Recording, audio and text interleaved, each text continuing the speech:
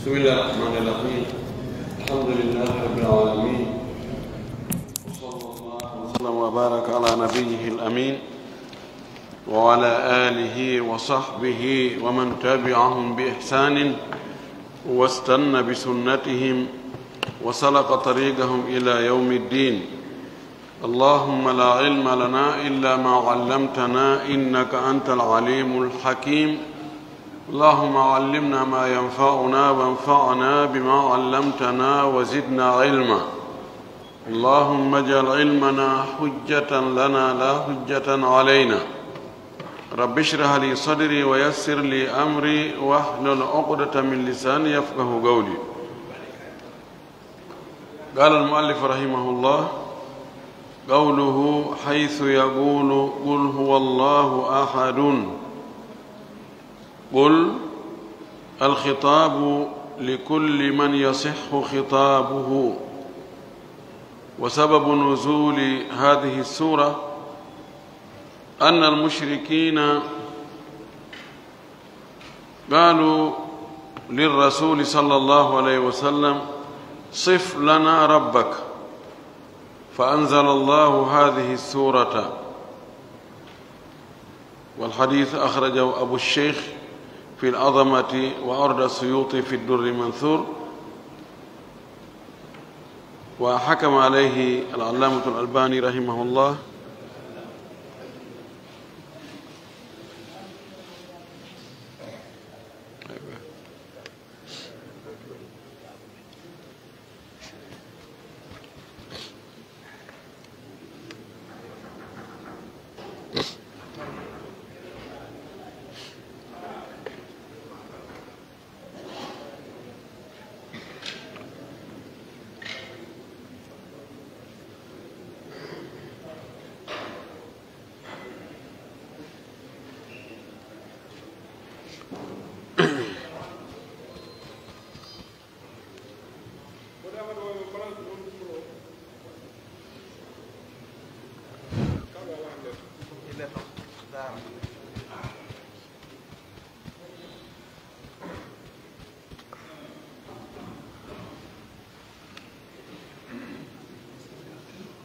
وحكم عليه العلامة الألباني رحمه الله بالوضع كما في سلسلة الأحاديث الضعيفة. وقيل بل اليهود هم الذين زعموا أن الله خلق من كذا ومن كذا مما يقولون من المواد، أو بأن الله خلق من كذا ومن كذا مما يقولون من المواد، فأنزل الله هذه السورة. يتي الله سبحانه وتعالى تدد مونود توود سريد حندد يتد ينتري يجول أن الأرم محمد صلى الله عليه وسلم أومو أنو اليميد سب يرميد يجول صحابة بنفو وجول هوري كلا جوك ردينك بجوك نوكا يو الله جوكي إن كان دين تبنتنا هوري مكة يتي تنكن إندير مكة. اللهم آمين. walli fiiɗon ɗo yo allah yurminamo imo jokki himo soggana en ma'ana konngol cheikhul islam ibnu taymiya e ɗi jumlaji ɗi o maaki ɗo fii wonde no waɗɗi gomɗingol ko allahu on sifori hoore mum kon ka deftere muɗum. o wii qawluhu konngol makko kanko ibnu taymiya rahimahullah haythu yaqulu nokku ko allah subhanahu wa ta'ala wi'ata qul wi'u huwa kanko allahu woni allahu on ahadun gooto on ko gooto. ngol konngol ɗo ko ibnu taymiya addingol ka matnu dow waɗowo charhu on imo wadde noon charhugol konngol ɗo. o wi qul wi'u الخطاب لكل من يصح خطابه. ngoɗo ewnango ma nde yewtere ɗo no fewtina kala mo tawata no sella ka fewtine yewtere kala gaseteɗo yewtere wi hunde kaari ma waɗi hunde kaari. ɗen anndi ko fewtinte khitab ko fewtinte ewnago ko yimɓe ɓen e jinnaji ɗin e malaika ɓen amma kulle ɗen khitabu taklifi la yatawajjahu ilayhim kulle ɗen kan wiyatake yamire inne waɗe hunde kaari ma acce hunde kaari nam aray wa sababu nuzuli hadhihi al-aya sabu oɗo aya cippagol ngol ko waɗi ha o aya ɗo cippi anna al-mushrikina o tabiti wonde shirkayɓe ɓen gaaluɓe ma kanno lirrasuli won nelaɗo allah sallllahu alayhi wa sallam ɓe wi'i nelaɗo siflana rabbaka sifanimen o jeyɗuma honno o wayi sifanimen ko honno jeyɗuma on wayi fa anzala allahu hadihi surata wonon allah cippinugol cortewol ɗo kono on hadise ɗon cheikh al albani o maaki hadise on ko lelnaɗo mana ko fenaɗo fefinda baka e nelaɗo hadise on o ɗo wiyeteɗo abou cheikh himo yaltinimo ka al adama imamu suyuti no addimo ka addurrul mansour cheikh albani no wirɗen noon ka silsa ɗo hadise addaifa wi hadise on ko mawdou wa qila wiyama bal accu kan alyahudu ko alyahudu ɓen humu alladina kamɓe woni ɓen za'amu nodditinoɓe aaƴiɓe anna allaha wonde allah huliga min kada wa min kada ko o taga ko e ɗum ɗo e ɗum ɗo mimma yaqulna ko ɓe wi'ata kon min almawaddi immorde e matiére ji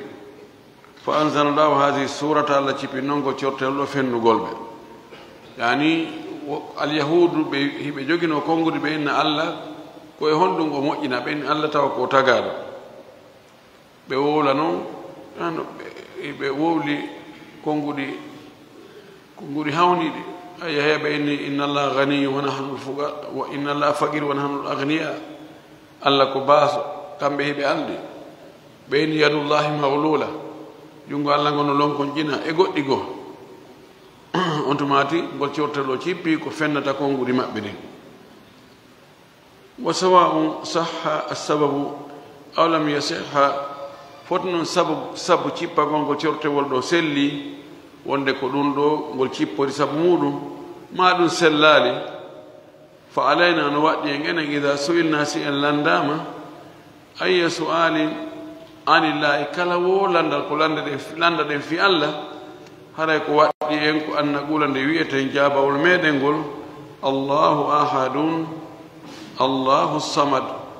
allah ko gooto allah woni faaditorteɗo on foti ko sirko ɓen wino nelaɗo sifanime honno jeyɗuma on woni ta ko ɗum woni sabu ha ngol cortemo cippi woni ko alyahudu ɓen e wi'uno allah koye matiére o taga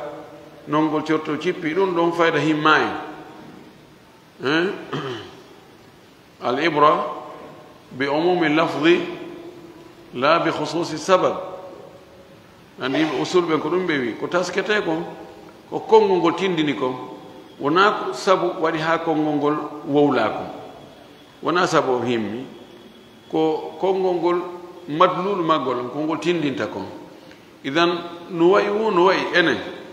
so goɗɗo landike en fi allah kala ko landi en fi allah on kala ko landi en enen ko wi'eten ko allah sifi hoore mum kon innen allahu ahadum allahu samad qawluhu qul huwa allahu ahadun huwa ɗum ɗo damiru ko damir ko lamir ko sooma ɗon ko inde soomana nder ɗon wa ayna marji'uhu ko honto woni yiltitorde damir fof hara no woodi ka humoyi qila inna marji'ahu almas'ulu anhu woɓɓe inni yiltitorde o damiru ɗo koko landa kon fiimu ko landaɗo on fiimu ka annahu yaqul alladi sa'altum anhu allahu o mo landi ɗon fi mum ko allajo on wa qila huwa damiru sha'ni woɓɓe inni damiru on damiru fiyake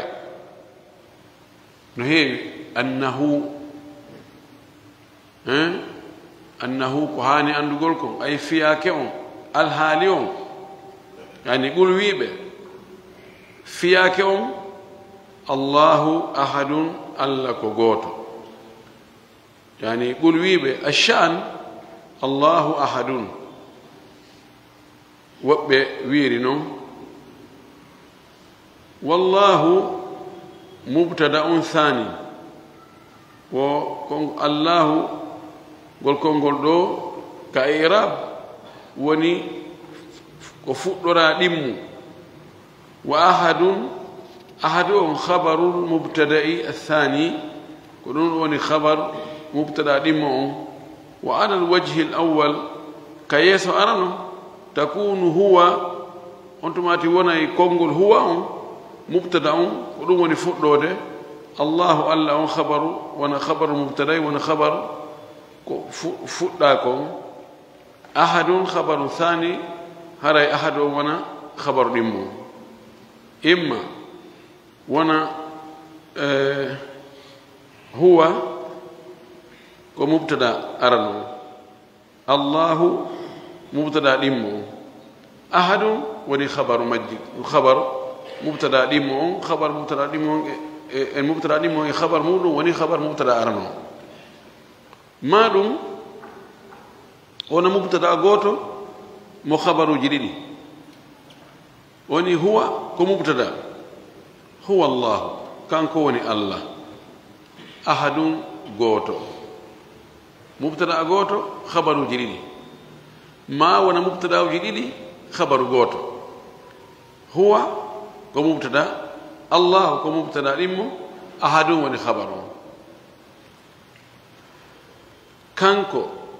allah jo ko o gooto kanko allah jo on ina fof ko mubtada ko o gooto ɗon woni khabaru o ma inne kanko ko o allah ko o gooto o yi konnguɗi mana ono sertiri ka so en wii kanko ko allah on woni mubtada e khabar ko o gooto khabar ɗimmo so inni kanko allahu on woni mubtadauji ɗiɗi ko o gooto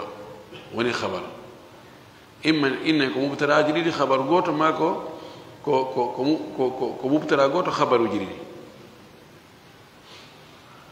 allahu huwa alalamu ala dhati llahi ngol konngol wiigol allahu ɗum ɗo woni maande fi dhati allah on tigi tigi almukhtas billahi azza wa jal ko hertori allah kon tigi tigi la tasamma bihi gayruhu inni tortande inde ɗo ko wonamo kanko allah daganta ko hay goto ko o inna mi ɓiɗɗo an o min nimo allahu la hara wattade abdu on ɓaawo sellata wa kullu ma yati badahu min asma'i llahi kala ko ari ɓaawo nde inde ɗo ɓaawo allahu on immorde inde allah go'o fa huwa tabi'un lahu haray ɗum ɗon no jokkiti nde inde ɗo ko nde ɗo fayda woni mawde nden illa nadiran si wona hara ko seeɗa ndeɗo woni inde woni wonde spécial fi allah tun allahu ko ɗum waɗi nde ɗo goɗɗo wo goɗɗo daga ka o innitora nde ɗo inde woɓɓe nitoro asis rahman rahim quddus sonde addal alif e laamo no sella hara itta abdu inna asisu kono sawi al asis a watte abdu abdul asis sawi quddus nam jaɓanima sawi al quddus awe abdul quddus ko noon rahimu rahimu fanda wiru sayni ar-rahim weta abdurrahim o wi wa mana allahu gol kongol do kongol firinom mana al ilahu allajo ani rewetedo wa ilah bimana ma'luhun ilahun manamu ma'luhun ani allinado wadado allah rewetedo ay ma'budun ko maccinantedo rewe lakin kono hudifatil hamzatu al hamza on montama ka ma'luh ma on do monta takhfifan sabu foy gintingol ngol en sawi joni ani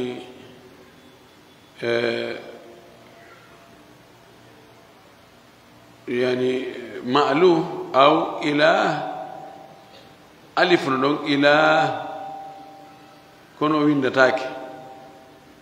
ومنتام تخفيفا كفوجين تينغو غولي كثرة الاستعمال سابودو غول غولي تري غول غونغول كما في الناس ونو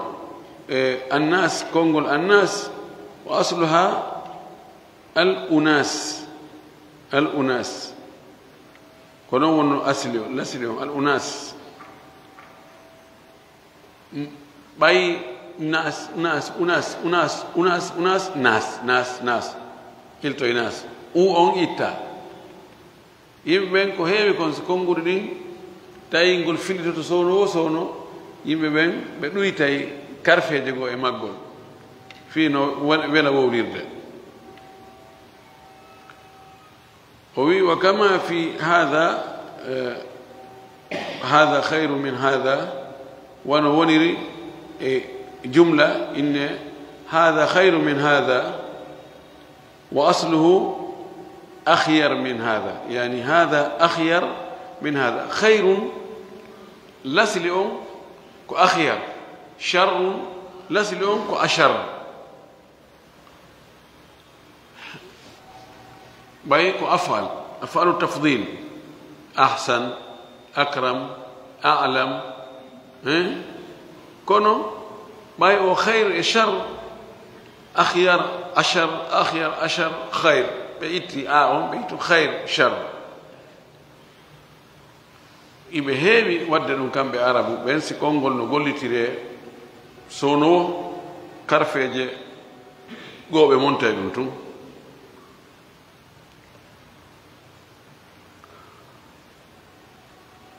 لكن لكثرة الاستعمال حذفت الهمزة سبرود قلقلت قنقل الهمزة إتا فالله عز وجل أحد الله تدر موندو أنكو أغوتو تلدو وديدو كنكتو معنى فاهم معنى الله لسليون كو إله أصل إله كو مألوه المألوه الإله يترنو الإله برأب دين أحد تلدو ما غوتو لا تأتي إلا في النفي غالبا كلمة أحد كبري هيودة كوكاريوغول كتين ما وجدت أحدا ما رأيت أحدا ما جاء أحد لكن غالبا كلون دونغرتا أما يقول جاء أحد دونك جاء الواحد رأيت أحدا من فن كو هيوي كو غوتته كو كريم غول مي آلي هاي غوتو ألاغا هاي غوتو من آلي في هاي غوتو لومبري هيودي أو في الإثبات في أيام الأسبوع ما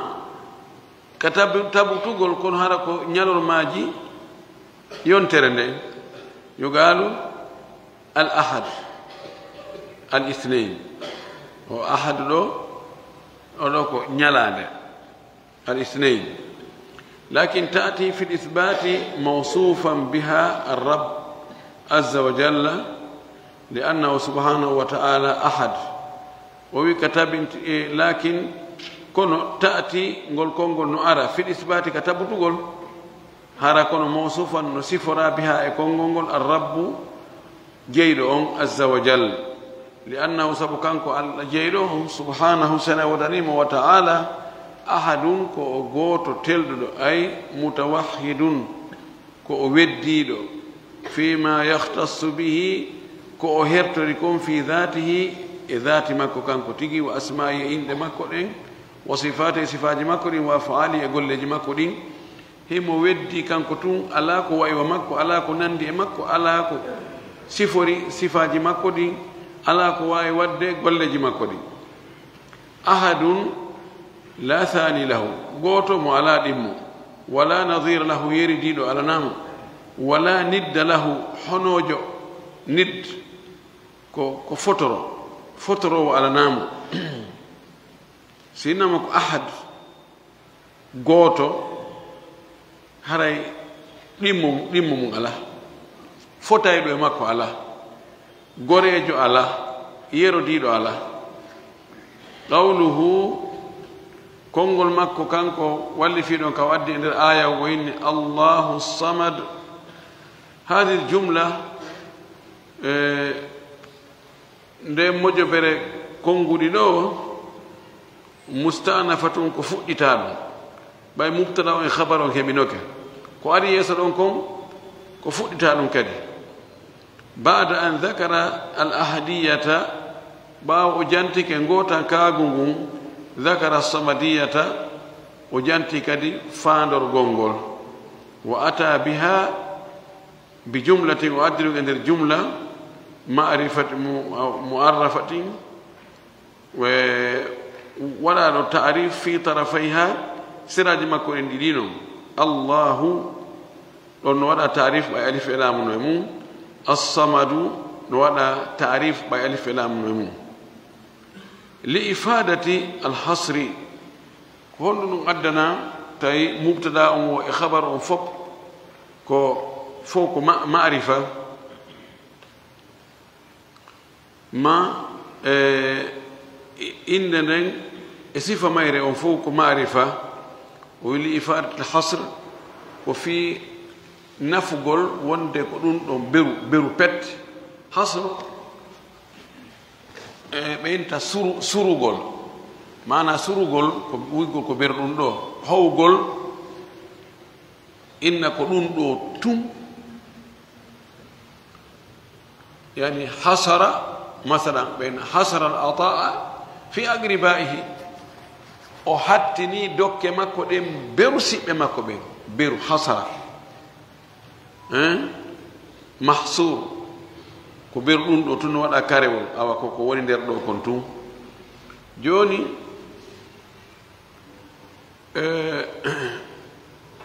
o addi wonde Allahu as-samadu alla faanitortedo on tum wulletedo e mun kanko tum bay ko dum ko tum o addi idi non ko di ma'rifa ay Allahu wahdahu as-samadu ay alla ko kanko tun woni faandorgal woni ko faandete ko wullete e mum ko fewtete ka dabbugol fiyo hebe e ka dabbugol fiyo dade samada ko fewtugol do o samit ko fewti do tun himo tabiti do liman tasbudu ko hombo wonda fewtude mana ko hombo wonda wullitade mum hombo wonda e dabbirde yo okkore ma yo dande o ɓeyni samad koko hunde tawa fira hunde nde ala luuro nder al musammat wano ɗe pilieje ko samad puisque luuro ala nder to ala espace nder fowno tamodiri ɗum kadi ɗo jogii mana o assamad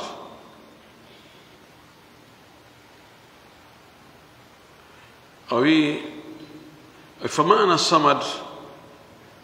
فما معنى الصمد وهندو صمد فيه أنا سبقت الأحداث وقيل ويأما إن الصمد هو الكامل ويأما الصمد نقول كونغول ويتنقول صمد كتيم مدعون في علمه كغندال مو في قدرته كتان لمن دول مو في حكمته كنينيال مودو في عزته كتدوغال مودو في سؤدته ككوهو ياغال مودو في كل صفاته كدندنانغا صفاج مو يعني كونو ويتي الصمد كمتواتا تيم وتس كغندال كدوله كنينيال كتدوغال ككوهان كاغال صفاج دي فوب o do wi as-samad idan dun do timmudo dun do fu are on nata gaado sabuna siko tagaado hare dido no wodi ka o duyti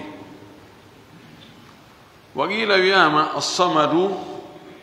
alladhi la jawfa lahu no fira kadi wonde o samad ko tawata ala luro ndermu yani la am'a maratete kindir wala batna ala redu ولهذا قيل وسبب إنما الملائكة صمد نوي ملائكة به بينك صمد أي كم بمرا ريدو مرلو لورو ندير بمرا تتك بمرا ريدو بمرا أينار بمرا دين فوق تواتن هاتو جيني نيامته لأنهم ليس لهم أجواف سبب بمرا فول كروج بمرا لورو ندير لا يأكلون ولا يشربون بنعمة بيارته هذا المعنى روي عن ابن عباس رضي الله عنه غفر له في اللام ابن عباس وفي الري الصمد معناه كو غمو ممرا لورو ولا ينافي المعنى الأول دون الروا معنى أرنو لأنه يدل على غناه بنفسه عن جميع خلقه sabu ngofiro do kadi haray ko tindinta ko wonde Allah subhanahu wa ta'ala ko aldi no ri hore makko himo yondini gaay tagore makko nde wala haaju e tagore makko nde ala ko dabbirta be ayunde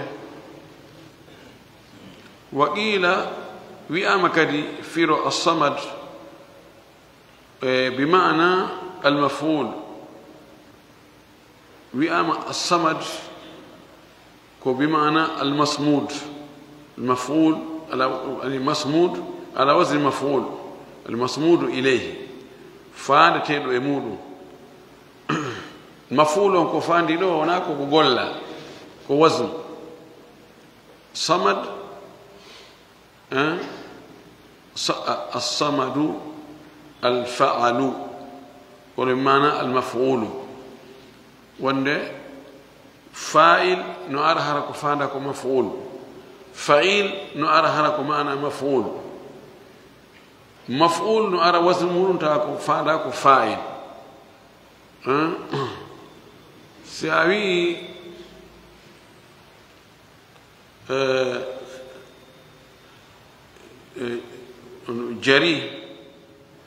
جريه فعيل كون بمعنى مجروح سأني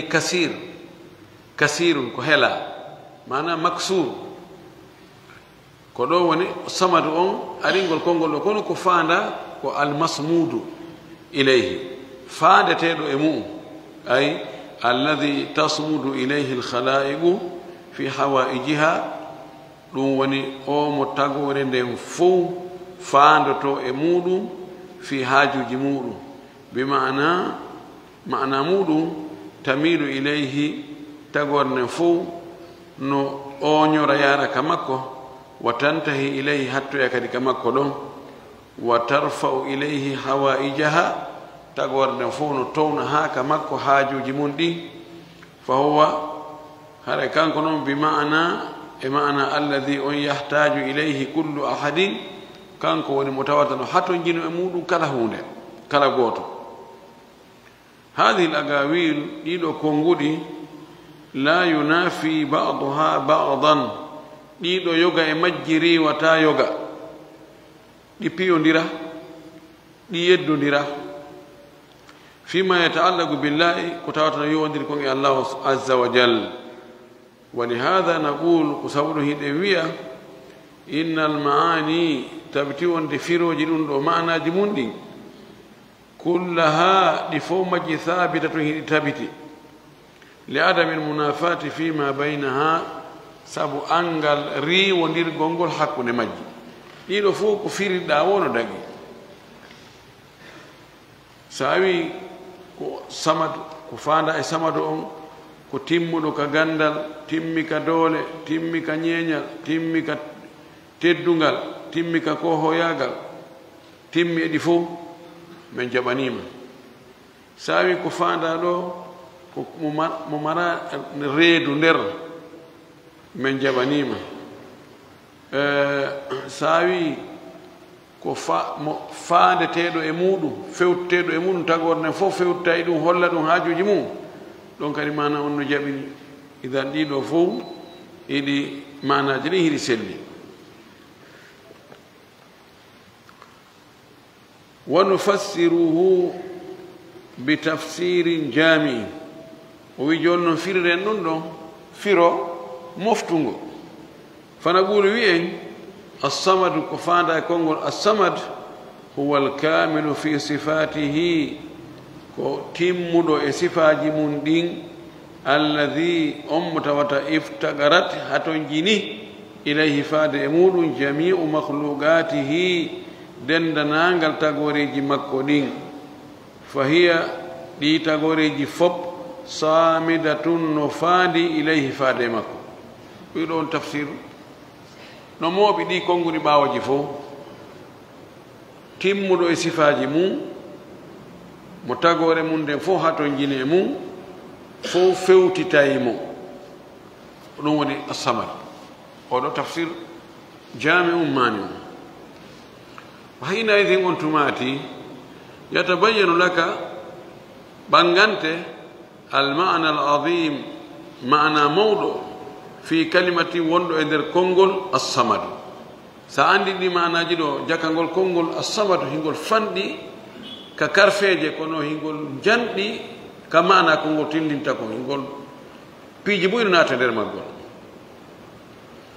annahu wonde kanko allah subhanahu wa taala mustahni ko yondiniɗo an kulli ma siwahu gayi kala ko wonamo kanko o ala haaju mo yondini kamilum ko timmuɗo fi kulli ma yusafu bihi kala ko wona e siforede kala sifa mo sifora haray on ɗon sifa kanko mo mari ɗum ka hattoy ɗon wa anna jamia ma siwahu muftagirun ilayhi wonde kala ko wona allah kono hato guine allahu falaw galla ka ga'ilum si tawi joni wi o wi'ima goɗɗo landikema joni wa inna allaha stawa ala al arshi allah fotodiri ka hoore arshi hal istiwa'uhu ala al arshi bima'na wa annahu muftagirun ila al arshi ene taw sino fotondirgol mo ka hoore arshi on ɗum ko firi ko wonde mo haton jini e arshi bi haythu law usira la saqata nokku ko tawata wonde si arshi on sortama o yanay joni o fotondir ka arshi makko mana ko ɓay mo haton jini ka o fowto arshi on o gasta e ɓawa arshi on tawata si arshi on sortama tun o yanay si goɗɗo wi ɗum fal jawabu jabawol ngol la ko owoye kalla owoye kadi wona owoye nde wotere de allahu subhanahu wa taala hato jinani tawi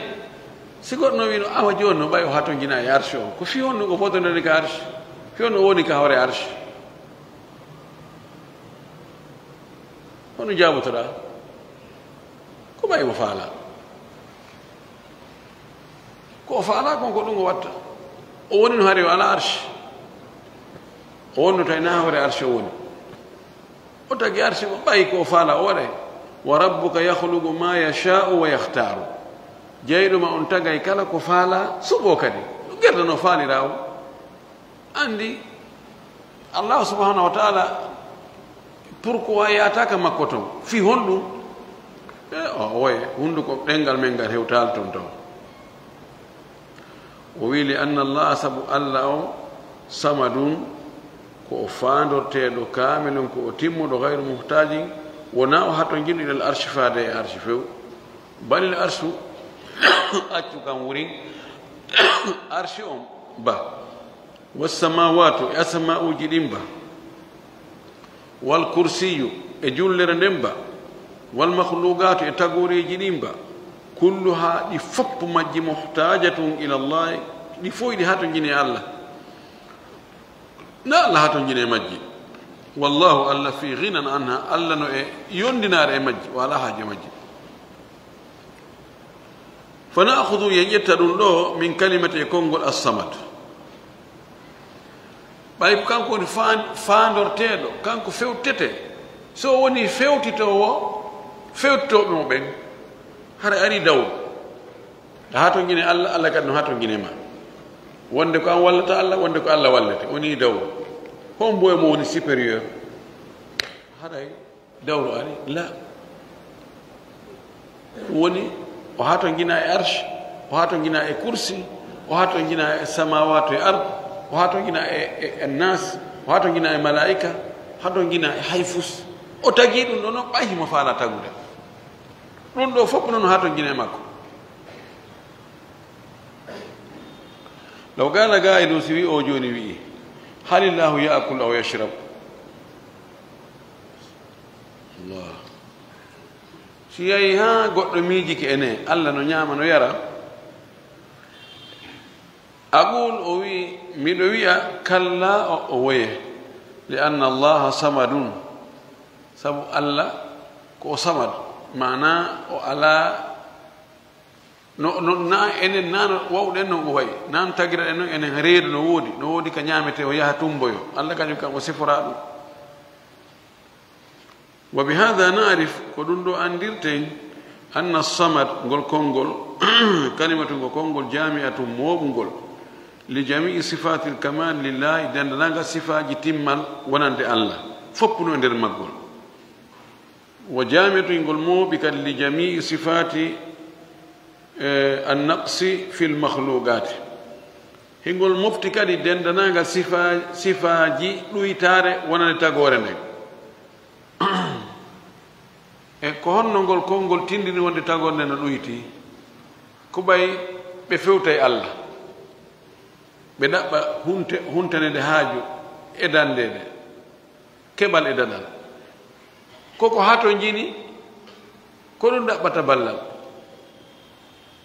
a ɗaɓɓirta goɗɗo ballal tanki a ha to jinaade idan holli won tagorne no loyi no ha to jini holli wonde allah subahana wa taala himo timmi wa annaha muhtajatun ila allahi azza wa jal wonde tagore nden fof no ha to jine allahu tedduɗo mawno ɗo on summa gaala refti o wii lam yalid walam yulad walam yakun lahu kufuwan ahad hada ta'kidun lissamadiya ɗiɗo konngudi ko tentingol samadiya makko on wonugol gooto wal wahadaniya e weddagol mo gol wa qulna e wi'i tawkidan ko tentingol li annana sabu enen nafham hiɗen faama hada ɗum ɗo mimma sabaga ko atti ko tawde o woni o haton jina e hayfus holli wonde o jibinaali o jibinaka tawde ko kanko woni timmuɗo holli o mara yerujo hay gooto sina ɗum o wiyatano ko kanko ɓuri timmude kanko woni timmuɗo o kanko toon timmi kono haala no adde tentina haala feƴƴuno ka fa yakunu dicruhu tawkidan wona jantagol ɗum ɗo ko tentingol li mana ma sabaga sabu mana ko attino kon wa tagriran lahu e ñinnugol ɗum ɗon kadi fa huwa kanko li ahadiyatihi sabu ngotan kako makko wongol gooto wa samadiyatihi e wongol ko kanko tu woni faanditorteɗo lam yalidi o jibinaali li anna alwalada sabu ɓiɗɗo yakunu no wona ala misli alwalidi وأو جبين دوم في الخلقة كتبو جونون كانكو صفة مكو على إذا هو جبين ده غستاك أو جبينا بيسو جبيني أني بيت دونان أرتا بيمو هراي أو ودرا لصفة جدين إنها ناكان كتو وينو بيت دوما كون كاري كونو وي وهي على مثل الوالد في الخلقة وفي الصفة وحتى الشبه هاي نندقول نندي إمبا نندي بيم أسيك بيم ماكو باي كونو كان كو جبينتا لما جاء مجزز المدلجي سانغا أو مجزز المدلجي أرنو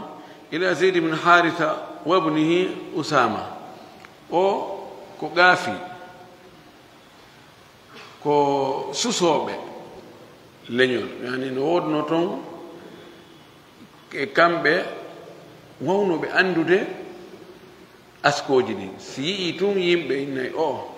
e o ko ɓe siɓɓe o ko ben o mujazzaz almudlaji o ari o tawi usamata bnu zeyd kañum e ben mum zeyd bnu haritha hiɓe waali suddi suumi koye maɓɓe ɗen koyɗen no yaltiti waalino ko gootum mo ndaari woni ɗe koyɗe ɗo goɗɗe koye goɗɗe yalti wandi hari yimɓe ɓen no ŋuna no kiritika usama ena usama e zeyd be mum zeyd ɓe nanda taw si o ko sustawolde habboyo giɗo ani yimɓe no heewi ka feppidiri he an konnu yiiɗa e ɗum he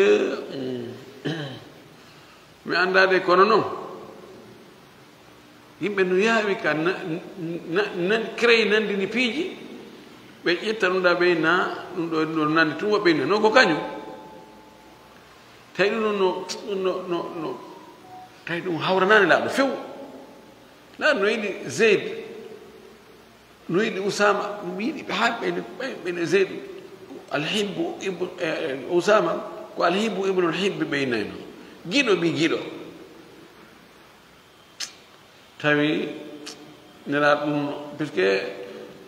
usama tawi no ɓawlita o nandali e ben makko couleur o ben makko rawni peñ kanko noon o ƴetti couleur ɓale on seeɗa yimɓe heɓi ka wowla heɓa bakkatu no ɗuuɗi hannde e andi ayi kaari ɓeygu makko jibini kono o naɓiɗo makko a yaari ɓe nanda hay fus anda mo jokkodirno e suka ɓeygu makko jokkodirno e suka wi ko ɓen nandi ɓiɗɗo ko heɓiraɗo ni allah subhanahu wa taala no hawni subhanallah joni noon oɗo ari ɓay o tawi ɓe no waali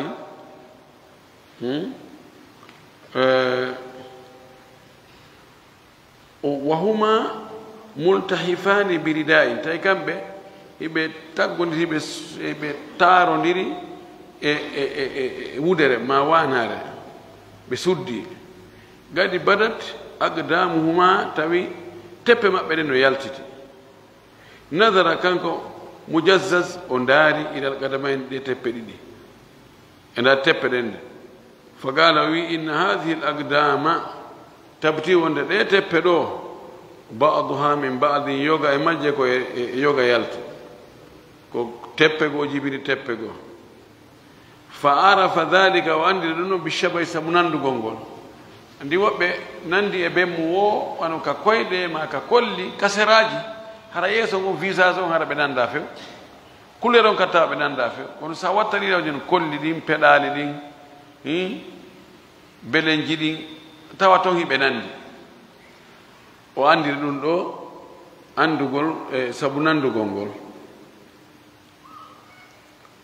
nelaɗo salah sallam o welti ɗum no moƴƴi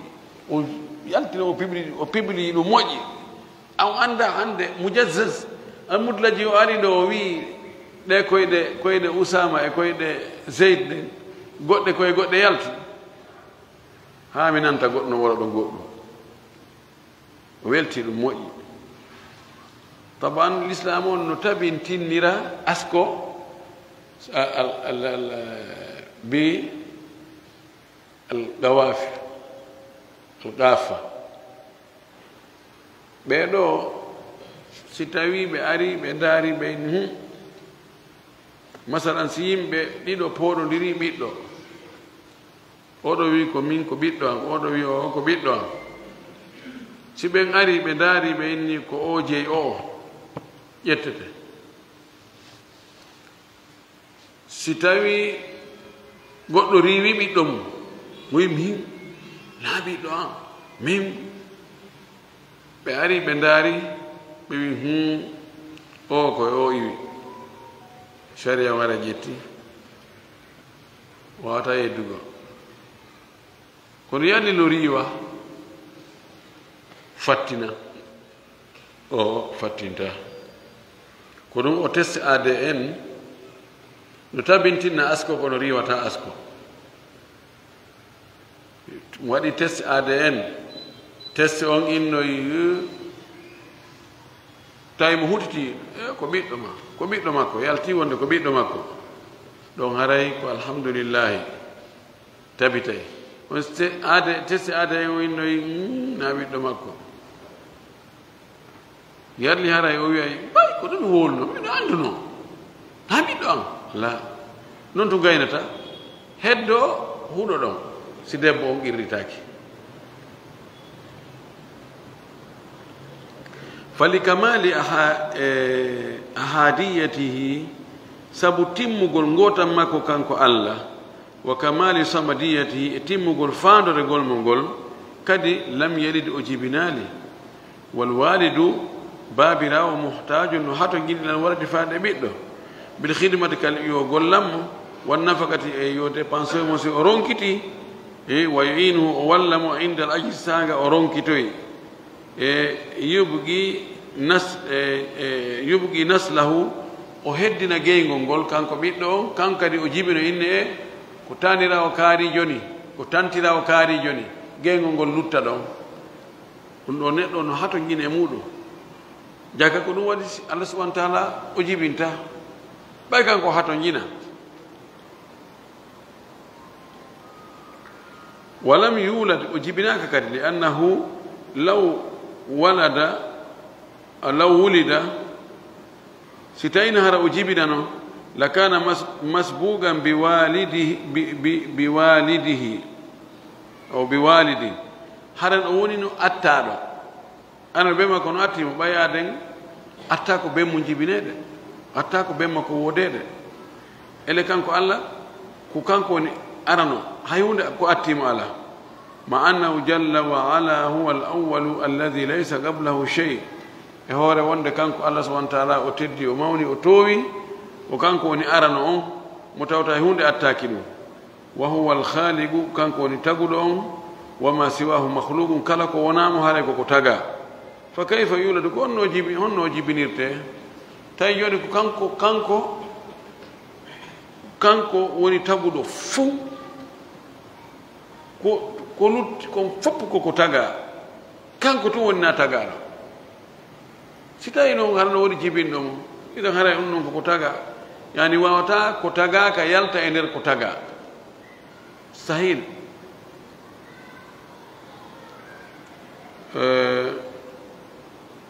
wa inkaru annahu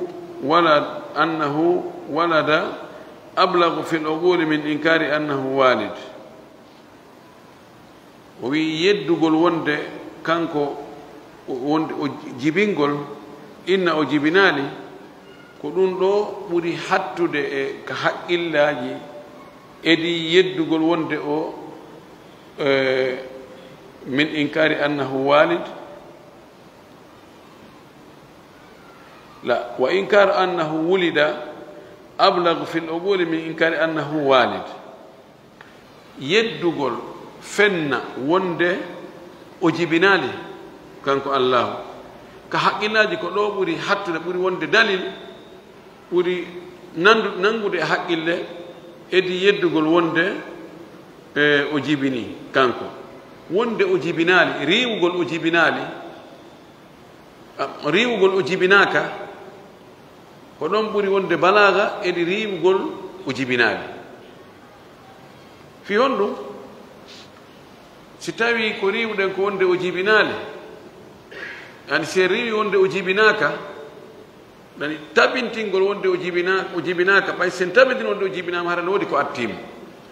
kono si tabintini wonde o jibi hatta wonde kanko woni aram ɓay ko kanko atti ko jibini ko ko ɗum waɗi si riiwaama wonde o jibinaaka hara ɗin no gasi fati ɗum tun no yona edi riiwugol wonde o jibinaali ولهذا لم يدعي أحد أن لله والدا ko sabu ɗum nodditaaki hay gooto wonde Allah no mari baaba no mari jibinɗo ɗum wadda almuftaruna anna lahu waladan kono fefinotoɓen fenoɓen ɓen ɗon kan oɓɓe no nodditi wonde Allah no mari ɓiɗɗo kono wonde Allah no mari baaba ton on ka haqqille sa wi Allah no mari jibinɗo ɗum no on ɗon kadi ko hombo jibini ɗum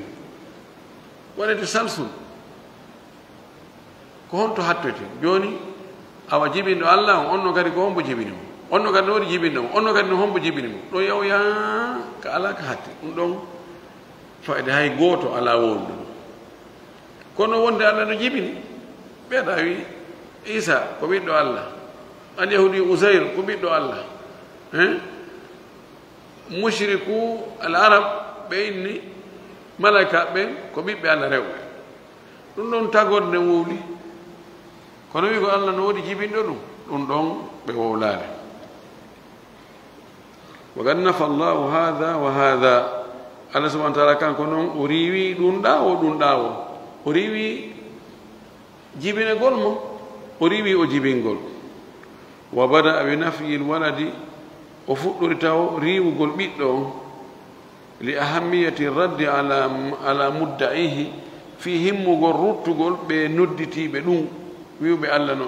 jibin no mari ɓiɓɓe bal qala accurin Allah ko wi mattahada Allahu min walad Allah jogitaki ɓiɗɗo almuminun hatta walaw bittasammi hay sun ko innitorgol Allah mara ɓiɗɗo hay innitorgol ɓiɗɗo o mara fa huwa lam yalid wa lam yattahid waladan Allah o jibinali o jogitaki ɓiɗɗo kadi fes banu adama qad yattahidu l insanu minhum waladan yimɓe ɓen kam ɓiɓɓe adama ɓen wawi goɗɗo jogito e yimɓe goo ɓiɗɗo harana kanko jibini kono o jogito mana o ne'a o innitire o danko ɓeyna ko ɓiɗɗo kaari ni wa huwa lam yalidhu tawale o mo on tigi jogiti ko ɓiɗɗo na kanko jibini mo bitta banni ko ɓiɗɗin kinnagol wigol kaari ko ɓiɗɗo am ɓiɗɗo harninamo ɗon baaba kono no anda na kanko jibini mo banu adama kan no waɗa ɗum ko ɗum wasi Allah subhanahu wa taala wi to lam mattahada o jogitaki gol jogitagol ɗon na on hare na kanko jibini ko waɗugol goɗɗo ɓiɗɗo hay ɗum o waɗali aw bil wilayati aw bi gayri dhalika yani ɓiɓɓe adama ɓen kan no wawi jogitagol ɓiɗɗo harana ɓiɗɗo mum imma innitorgol ko ɓiɗɗo ɓiɗɗinagol maara kañum woni e ne'ude kañum woni e dankade kañum woni e fewjude fi muɗum ma ko wette wonno wa in kana tabanni gayru mashru fi kala ko woni wolde ɗo kon ko réalité ngo woni wolde wona est ce que no moƴƴi ka moƴƴa o wi fi wat tambi noon o wi wa in kana attabanni gayru mashru fi kala ɓiɗɗinagol wona ko lawɗina ɓiɗɗinagol la tabanni fi l islam innugol joni mi waɗima ɓiɗɗo min kadi mi waɗima baaba a gasi hakkude mi woni baaba e ɓiɗɗo waɗan convention ɗon gayna signa fottana ɗum alislam ɗum dagaki de amma allahu azza wa jalla amma allahu tedduma on ɗon falam yalid o jibinali walam yulad o jibinaka walamma kana يرد على الذهن سانغا ونون واوي جلد حقيله فرض أن يكون الشيء لا والدا ولا مولودا سانغا de wonono jola e haqqille farlugol nde hunde wonata tawa la walidan wonande jibinde wala mawluda nande jibinande lakinnahu mutawallidun kono ko yalti e goɗɗum nafa hada alwahma allah subhanahu wa ta'ala riwi e ngol miijo ɗon allazi kadi yaridu ko tawata no wawi ko haqqille ara tun jola e haqqille ene est ce que hunde no wawi wonde tawa nde jibinaka allah subhanahu wa ta'ala addi kisan o riwi hollugol wonde hi no wawi hunde hara nde jibinaka allah subhanahu wa ta'ala kañum ko noon o sifori fa qala walam yakun lahu kufuwan ahadun o wi'oy kadi o ala e honojo kufu ko yerodiraɗo ko fotoro ko ɗum wiyeta homologue ni kufu e nadir e nid e mithl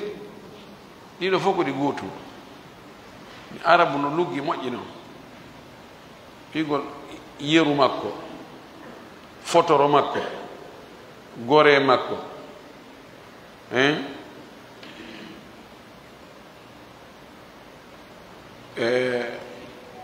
enen men no ene ɗuuɗi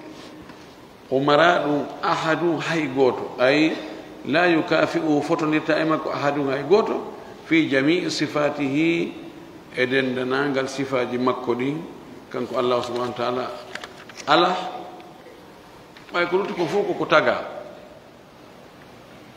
kon wawata yelɓodirde fottodira e ko tagi kon sina ɗum haray ko ɗum sendi hakkude tagaɗo e taguɗo tawi tagaɗo on ko jibinaɗo o jibinay taguɗo on kadi ko jibinaɗo o jibinay aray nandi aray hunde ɓural ɗuma gasata te aray dawru ko haqqille jaɓata ko yawgol hunde ha ala kade fuɗɗu ko hombo jeyi oɗo ko oɗo hombo atti on noon kadi ko oɗo hombo kadi jeyi on noon ko oɗo hombo jibini on noon ko oɗo yaɗon ha honde ɓeyna kamɓe ɓe jogii suufiyankoɓe goo yani yuthbituna aw yani ahlul kalam yuthbituna ba'd as-sifat bil aql bil muqaddimat ɓe inni ɓay haalana e jokku hara ala ka hattoyi fi joni wota heɓu tasalsul inne oɗo ko kanko jibini oɗo oɗo ɓay kanko jibini oɗo kankadi no ko hombo jibini o inna ko bem makko onno kadi homboni bem mum ko bem makko hombo hono bem mum ko bem makko onno kadi homboni bem mum ko bem makko ha honde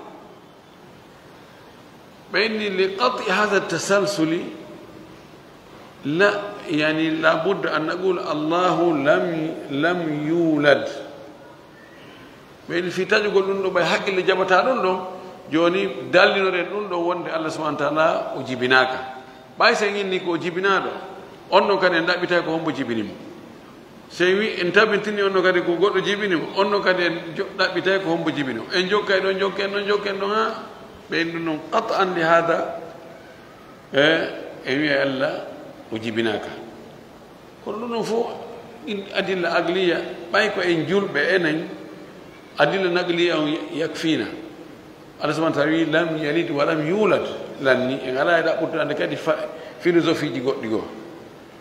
انتو الله سبحانه وتعالى يلا فامي كادينا فامو سلدو وارسك أنك دي قول تلقوا كفامو دينكو وجبنا أنك قول دينكو وآخر دعوانا أن الحمد لله رب العالمين وصلى الله وسلم وبارك على نبيه الأمين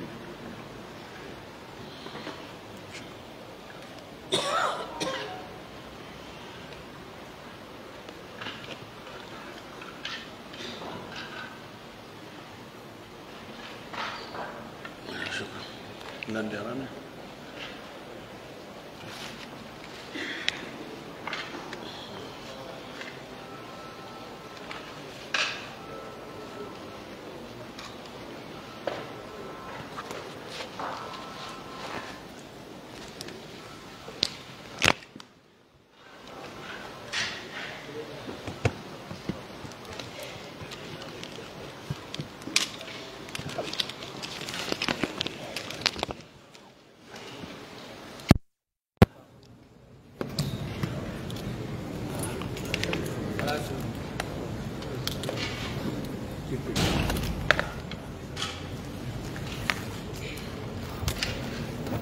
Kalau mau nonton begini.